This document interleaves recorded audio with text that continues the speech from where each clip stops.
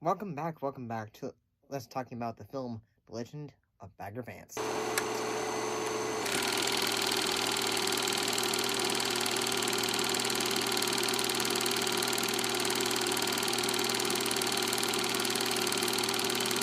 What's the film about? Well, the film is set in 1931 Georgia, in which a man is anyway saying, hey, will you be involved in a like a big game of golf? Two golfing legend, in this case, Walter Hagen and Bobby Jones. And the guys at first going saying, not so sure I can do this. But then Bagger Vance shows up and says, you got this. We can do this. And I gotta say, I had never seen this before. I gotta say this film was pretty good. Honestly, thought it was really good. I haven't really seen a lot of films that have to deal with golf. You see, every drink of liquor you take kills 1,000 brain cells. But that doesn't much matter, because we got billions more. And first the sadness cells die, so you smile real big. And then the quiet cells go, so you just say everything real loud for no reason at all. That's okay. That's okay, because the stupid cells go next, so everything you say is real smart. And finally, come the memory cells. These are tough sons of bitches to kill.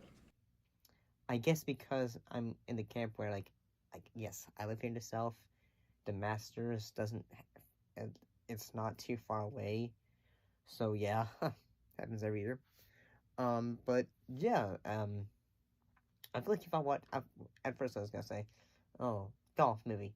But then, as I watched it, I slowly cared about the characters and all that they were going through, especially Matt Damon's character, Rudolph Juno, and the fact, he was a man who came back from the war, and, I think his entire character he's a bit of shell-shocked from being in the war. What I'm talking about is a game. Game that can't be won, only played. You don't understand. I don't need to understand. And a soul on this entire earth ain't got a burden to carry he don't understand. You ain't alone in that. But you've been carrying this one long enough. Time to go on, lay it down. I don't know how. You got a choice. You can stop, or you can stop. And at the same time, he's just trying to get back on his footing. I do have to say that apparently, say some folks, it kind of criticize the film, for the magical, Negro stereotype, magical black man trope. I don't think I should say the word, because yeah, it's but I can kind of see it. But here's the thing, Will Smith does a great job. He does a good job in playing a very, character who has a lot of mysticism, who seems to have a lot of knowledge, and that, he just randomly shows up. Man say he don't play no golf, yet he out here this shade of night hitting balls off in the dark where he can't even see them. Yeah, well, I've done things that made less sense. As we all have. For $5 guaranteed, I'm offering you my caddy services. For $5. You know the winner gets $10,000, the caddy's cut is 10% of that, so that's $1,000. I take $5 guaranteed. You don't want $1,000? You done already said you ain't even playing, and Lord knows how awful you're gonna look if you do, so $5 guaranteed sound pretty good from where I'm sitting. And then, just like that, he's able to get our protagonist to a point where he's able to have full confidence in himself as well in the game. So yeah, I thought Will Smith did a great job. He had a great voice when it came to narrating what things that Juno should do and all that. Any ideas? About what? Could you give me a club?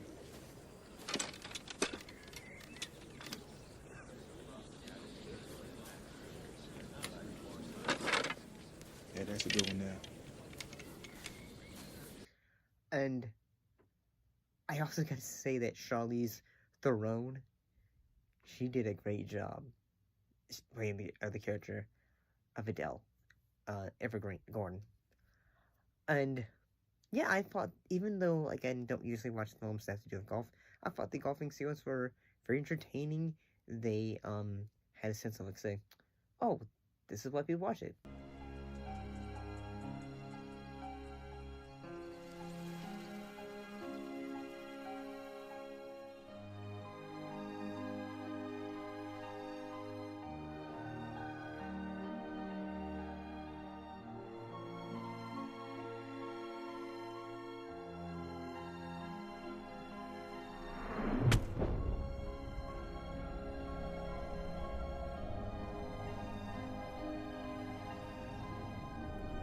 It's sport, but at the same time, it's a sport where people are engaged in a way. Apparently, you know where this film was at? Portions of the exhibition match were set in Kauai Island Golf Resort in South Carolina. The scene in which Greaves, old Greaves, the narrator, has a heart attack was shot at number 11 of the resort's Cougar Point golf course. So apparently, most of the golf scenes were filmed at Colton River Plantation, just off Hilton Head Island. So they filmed this not too far from where I live, and certain scenes were filmed in Savannah, in Jekyll Island, Georgia.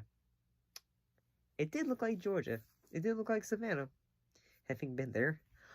Yeah, I thought the acting from this was good. The cinematography was really well done. Yeah. This made me interested in, like, checking out more golf stories, because I gotta say that, for a person who might not be interested in a story about golf, the dramatic elements of it, like, involving the characters, have you hooked, so in a way you grow to care about Juno and his journey as he plays the game, and is eventually able to, win at the end. But it's, a three-way tie. And, yeah, I think it was, like, a fairly good little film. It had, its bit of history. Like, if you don't really know about history, like golf, then you got interested in it. And this was also sadly the last role of actor Jack Lemmon. Jack Lemmon, who was credited as the narrator in Old Hardy Graves. So yeah, this was a fairly entertaining film. Had a bit of dramaticism, but I do have to say, yes, I know it can be a little bit cliche, but I thought I'd say the sequence in which the narrator, Old Graves, basically wakes up, in which he sees Bagger, and then I'm just gonna say, yep, angel moment. At least I think that's the symbolism. But yeah, I didn't. It's not like, say, like one of those films that, like, say, The Blind Side. It's not as, like, say, like, oof. Listen. Okay. Tony here's your quarterback, all right? You protect his blind side. When you look at him, you think of me, how you have my back, how you have his, okay? All right, Tony, go back. Like, this doesn't age so well like that. Can't wait till we get to that one. See you next time.